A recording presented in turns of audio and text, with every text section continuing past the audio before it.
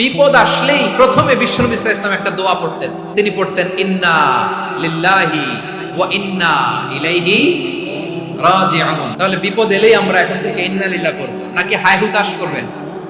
একদল আছে হায় হুতাশ করে, হায় আল্লাহ রে মোর কি হইল রে, মই কি হরমু রে, মই কমবে যামু রে, এরকম বিলাপ করতে নিষেধ করেছেন বিশ্বনবী।